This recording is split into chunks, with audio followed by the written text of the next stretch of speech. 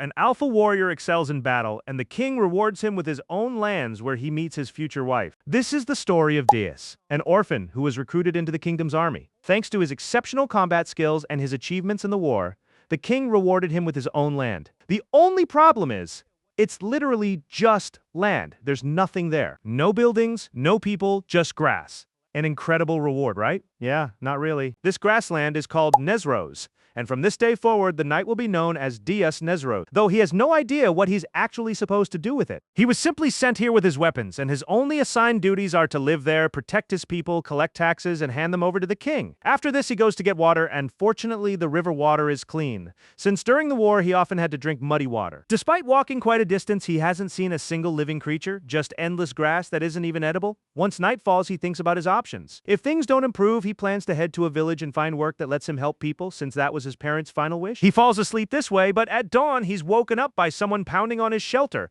a girl demanding to know who he is and what he's doing there. He answers that his name is Dias and that he's here because he has nowhere to sleep. His painfully serious answer makes the girl think he's an idiot, and Dias doesn't deny it, admitting he never received an education. She then asks about his goal, and he replies that he was sent here and his current objective is simply not to die. His blunt honesty makes her suspicious, so Dias clarifies further.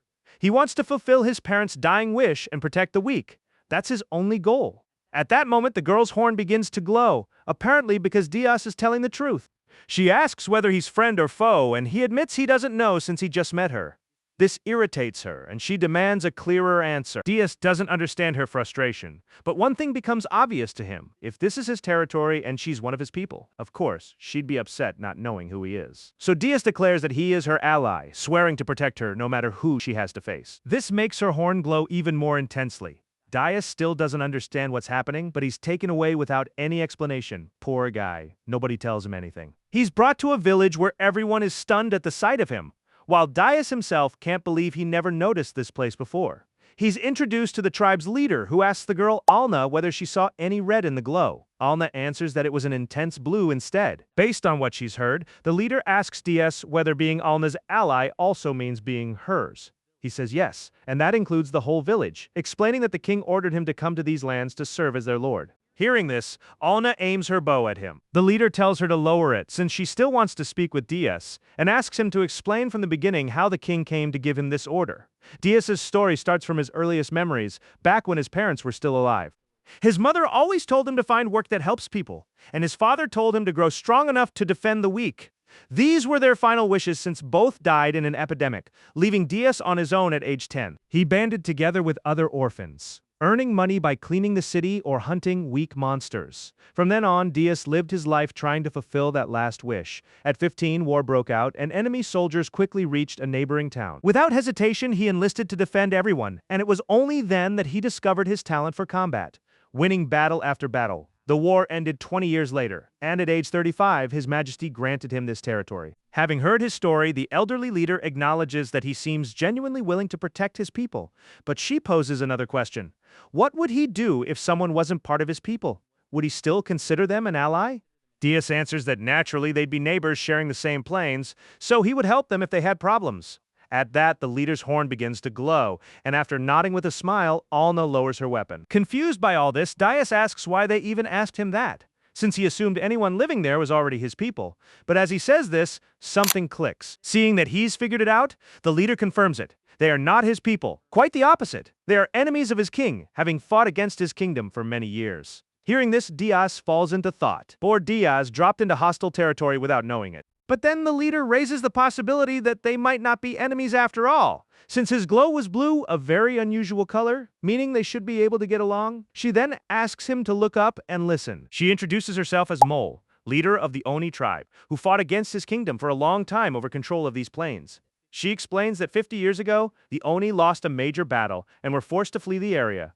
Dias asks how they're still living there if they fled. Mole reveals that by accumulating mana in their horns, they can cast various spells, including a concealment spell that lets them hide the entire village and erase all trace of their presence. Dias realizes this is why he was unable to find them the day before, but then asks whether it's really safe to tell someone from the enemy kingdom all this.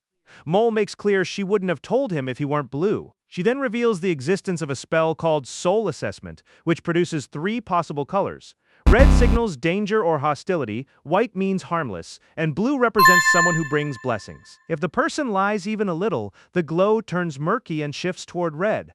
But that never happened with Diaz, not even once, which convinces her that he's an honest fool. It's an insult, sure, but a flattering one, and it's also surprising since she's never seen anyone else make it to his age while still following through on his parents' dying wish. Diaz decides to take it as a compliment, though he isn't entirely sure that's what it was. Mole notes that she has in fact been complimenting him for a while now. Setting the jokes aside, she tells him she'll give him her full support to become a great feudal lord. She clarifies that her people won't be his subjects, but they will offer him shelter, food, and even some livestock. In exchange, she asks that he tell no one about the village's existence, especially not the king. Diaz reassures her that he has nothing against them, and as long as they don't seek conflict with the kingdom, he has no problem with them living there. Mole then informs him that Alna will stay with him for a while to help him out, meaning they'll be living together while she teaches him how things work around here. Alna immediately starts protesting, asking what that's supposed to mean. Mole reminds her that she's the one who brought him here, so she needs to take responsibility. With no other option, Alna reluctantly agrees. We then see the two of them standing in front of his new house. Diaz is stunned that the other Oni had already nearly finished building it by the time they arrived. Alna explains that whenever a threat capable of breaking through the concealment spell gets close, they take their houses apart and flee, which is why they live in structures called yurts. Once the house is finished, Diaz and Alna sit down to talk, and she tells him food will be brought later, along with the BA. Confused. Diaz asks what that last thing is, and Alna explains it's livestock. She adds that if he breeds the pairs and grows the herd, he'll have a steady source of income.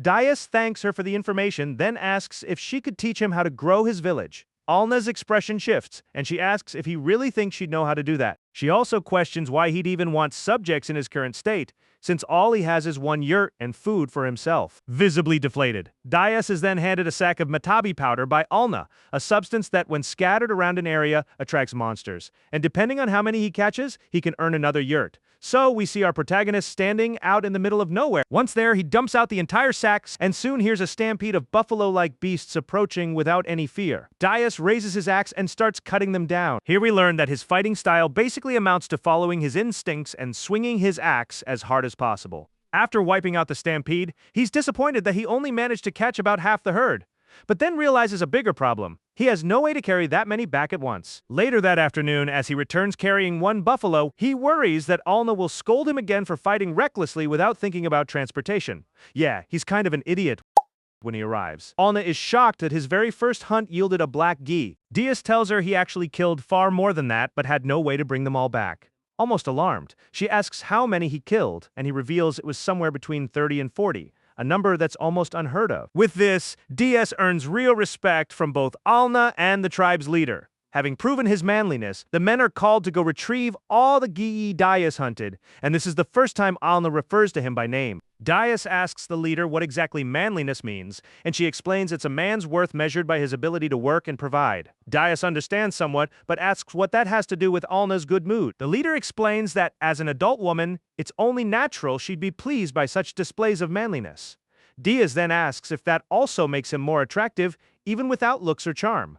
The leader tells him that's nonsense. Beauty doesn't put food on the table. And honestly, what a statement. Anything unrelated to manliness holds no value to the women of the tribe. Since Alna is both beautiful and hardworking, the greatest gift she could offer would be to marry him. A nervous Diaz replies that he has no such intentions. The next day, he wakes up to find that Alna made him breakfast.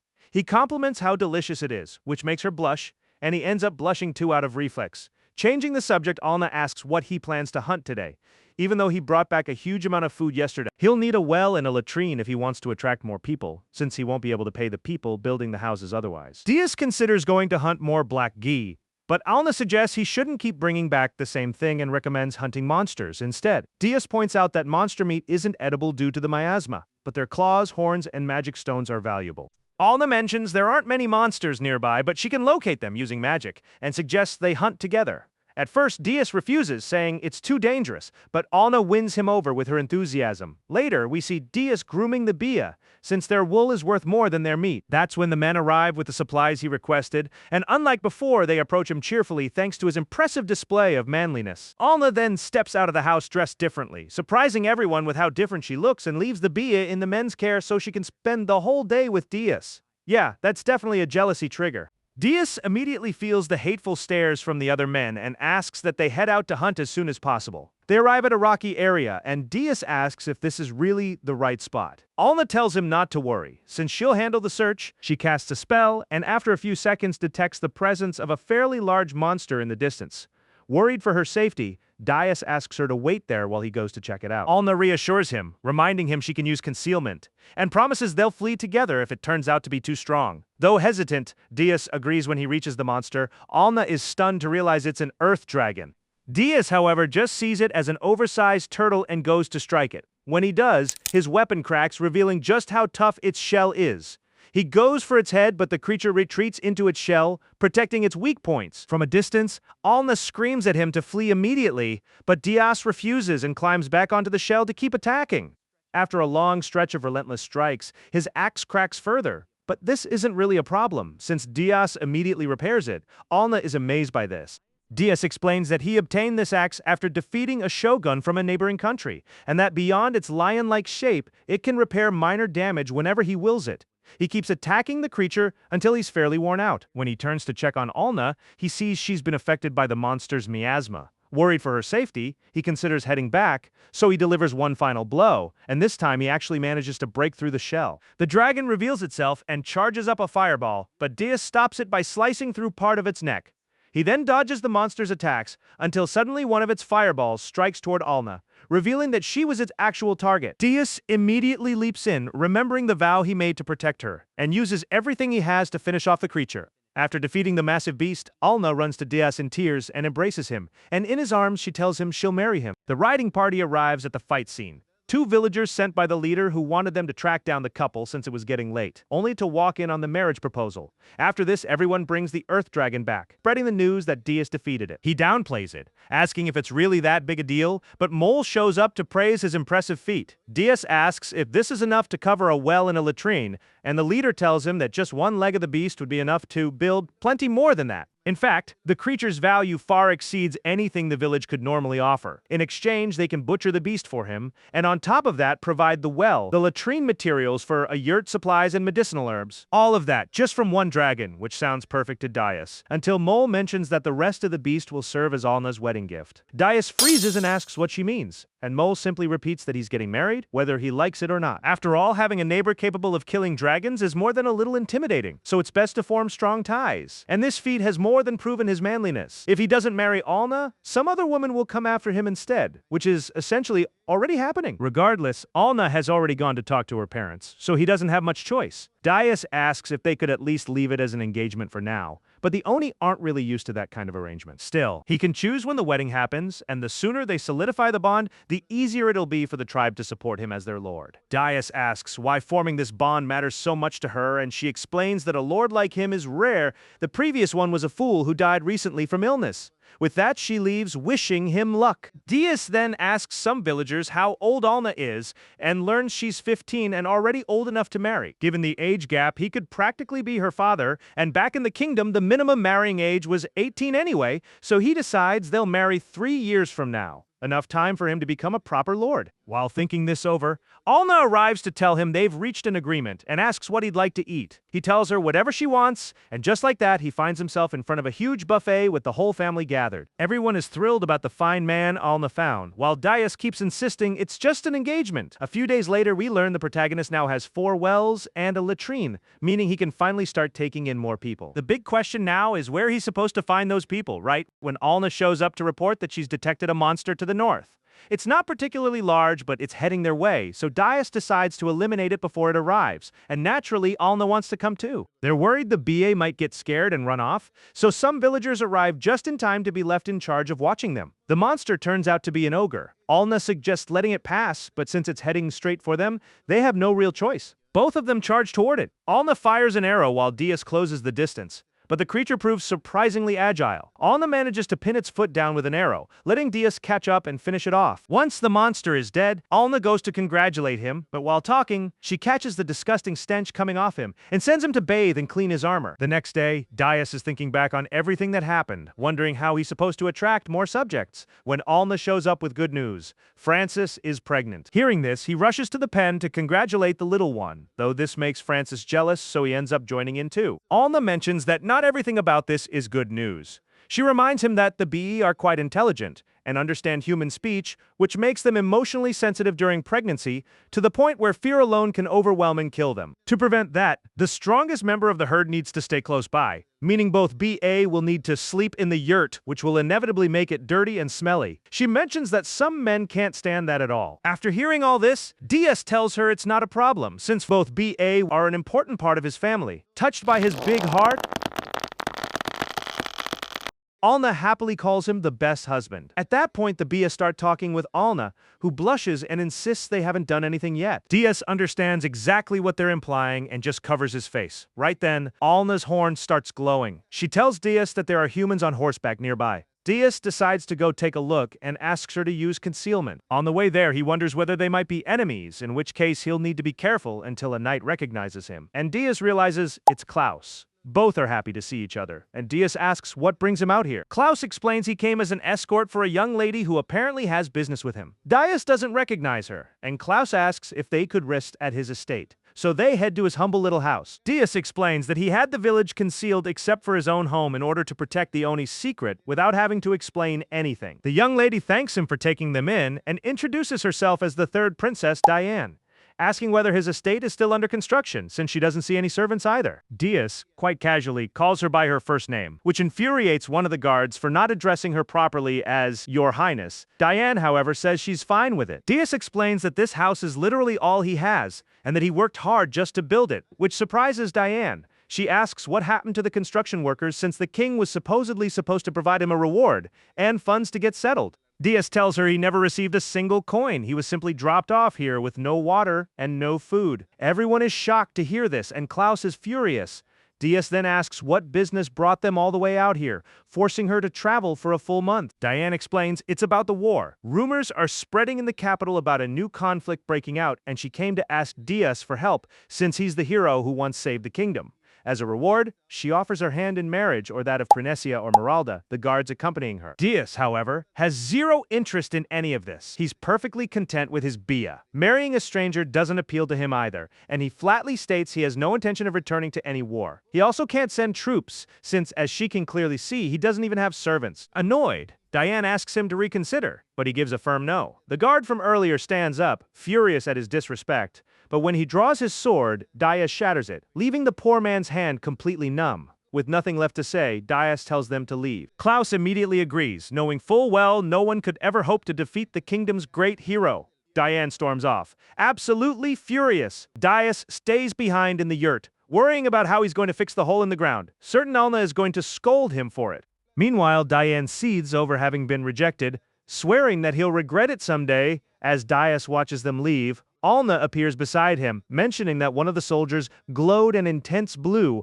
while the rest were red and white. Surprised that she appeared out of nowhere, he asks how long she's been there, and she explains that since Francis seemed sad, they came over using concealment. Hearing this, DS pets the BA as an apology, which makes Alna jealous, so he gives her some affection too. He then asks whether the red glow on the others meant they were hostile toward him. Alna says no now that she thinks about it.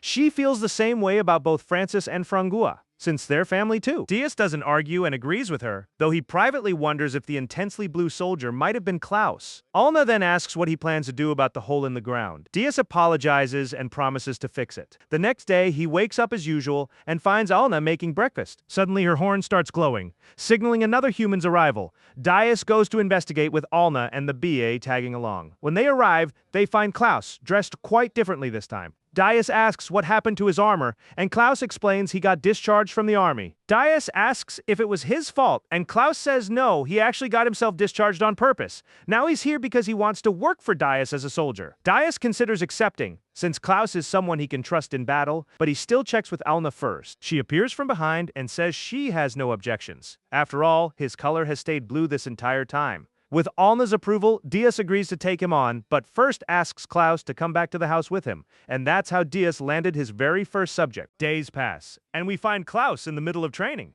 He tells us that over the 10 days he's spent here, he learned to build a yurt with Dias's help, and was even given equipment made from dragon materials, something even royalty couldn't easily get their hands on. Because of this, he promises he'll live up to expectations. What a solid guy, Klaus. That evening, the three of them enjoy a meal made by Alna. After the first bite, Klaus remarks on how delicious it is, declaring that Alna will make an excellent wife. Hearing this makes our protagonist nervous, while Alna simply offers him more food. While they're chatting comfortably with Klaus promising to give his best as captain, Alna's horn suddenly begins blowing. Dias immediately asks how many there are. Alna answers 12, coming from the east, all human except one who seems extremely weak. Dias decides to head out with Alna and the BA, leaving Klaus behind as protector, who watches in amazement as they all vanish using that magic. As he waits, Klaus recalls that the royal capital lies in that direction, and that right now the 5 princes and princesses are locked in a succession struggle, with the fallout from their scheming reaching even the borderlands, meaning it's only a matter of time before that conflict spills into these territories too. After a while, Dias returns with several elderly women, and everyone pitches in to help care for them. Once their needs are handled, Klaus asks what happened. Dias explains that due to a rebellion in a neighboring domain, the elderly were cast out simply to reduce the number of mouths to feed. What a bunch of monsters. Klaus immediately assumes Kazdex was behind it, since on the way he noticed just how terrible their condition was. Dias sets that aside for now and mentions that Grandma Maya is the leader of the group, and that thanks to her divination abilities, they were able to find their way here. Dias is overjoyed since he now has more subjects and immediately gets to work preparing yurts for them. Klaus isn't fully on board with this at first, but after a few words from Alna, he reconsiders, remembering a night during an enemy attack when Dias was the only one who stayed behind to protect the civilian refugees. Despite the danger, Dias saved a child and left him with the other refugees, swearing he'd protect him no matter what, even as enemies closed in on all sides. The only instruction Dias gave Klaus that night was simple: don't die, and Klaus followed it to the letter. He doesn't remember much else from that night. His only thought was to save as many people as possible and give Dias his full support. The battle didn't end until dawn broke, and they managed to protect the refuge. Remembering this, Klaus realizes Dias hasn't changed a bit, and resolves to keep supporting him in becoming a great lord. With that resolved, they managed to build several latrines and a hall where the women can work spinning wool. Now that they have far more people, Dias decides it's time to officially name this place a village, but nothing comes to mind. He doesn't want to use his own name, and he doesn't want anything that sounds too aggressive either. Alna suggests Iluk, meaning first village, and the name sticks. Honestly, not bad. What would you have named it? Tell me in the comments. Moving past that, once the meeting wraps up, everyone heads home, though they're still short on subjects. Dias brings up an idea Grandma Maya had, and right on cue she appears. Her idea was to sell off some of the dragon materials and use the money to buy slaves, but Dias despises slavery. During the war, he'd seen slaves forced into combat, all of them in horrific condition. So in his village, slavery is strictly forbidden. As it turns out, Grandma Maya hates slavery too. She only suggested it to test where Dias truly stood on the issue, since in Kazdex all anyone ever heard were cruel stories about it. She tells them that hunting slaves was literally a hobby for her former lord and his family. The second son had started the war and kept several slaves under his control, but Dias won't allow anything like that to happen in Iluk. On another day, Alna calls over a traveling merchant who apparently knows about the Oni village, except this merchant turns out to be a frog named Peijindo. Hope that's pronounced right. He explains he belongs to the frogman race. When Dias and Klaus first laid eyes on him, they were just as shocked as we probably are. But seeing that he's peaceful, they show him the materials anyway, which leaves Pejindu stunned as well. He asks if Dias really defeated the dragon alone. Sensing the doubt, Dias slices the dragon's shell clean in two to prove it. Pejindu is floored by this and immediately orders his men to start unloading the cargo. Once everything's unloaded, he tells them to bring out that as well, and his men reveal 2 small elf girls. Seeing this, Dias is instantly furious. Noticing that their eyes have lost the spark children should have, Alna calms him down, and together with the elderly woman, they tell Pejindu they have no interest in buying slaves. Realizing the misunderstanding, Pejindu clarifies that they aren't slaves. They're refugees he was forced to register as merchandise, since otherwise they would have died. He explains that in the village where the girls were born, twins are hated, believed to bring misfortune, and were meant to be executed right after birth.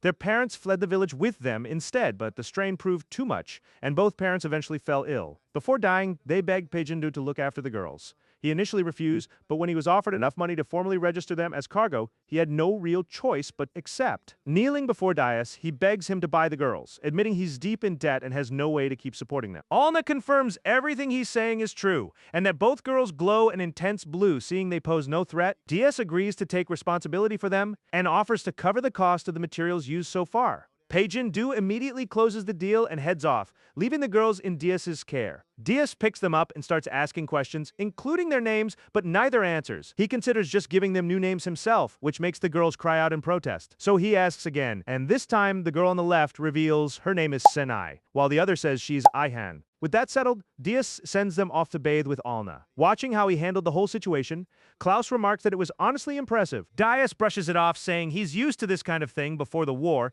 He practically acted as a father figure to other orphans. What a genuinely good guy. After their bath, Diaz notices the girls still don't fully trust him, but for now, just knowing their names is enough. Grandma Maya, however, senses that these girls aren't fully human and decides to keep a close eye on things going forward. Alna gives each sister a medallion, explaining that Senai means beautiful as the moon, and that the medallions themselves are imbued with the moon's sacred power. Hearing this, the sisters break down crying, remembering how their parents used to call them by these names. Diaz tells them they've been incredibly strong and encourages them to cry as much as they need to. The Bia help comfort them as well. Diaz then asks Alna about the language behind the meaning of their names. She explains it's an ancient language that now only survives in legend, and admits she's starting to doubt the Oni are the only ones who still preserve it, meaning the girls' people may have had some connection to the Oni after all. From that day on, Iluk grew noticeably livelier. 10 days pass, and the sisters have grown much more comfortable when Alna suddenly senses someone approaching. Diaz heads out right away to check, leaving the sisters in the care of the BA, who they ask to hurry back soon. At the location, the visitor's glow is white. He introduces himself as Kamalat's servant of Eldan, the new lord of Kazdex, who wishes to arrange a meeting with Diaz. Agrees without hesitation, though he makes clear he won't allow someone like this man to set foot inside Iluk. Just then, he spots a young man arriving by carriage, accompanied by ladies in waiting, watching him with a distinctly malicious smile.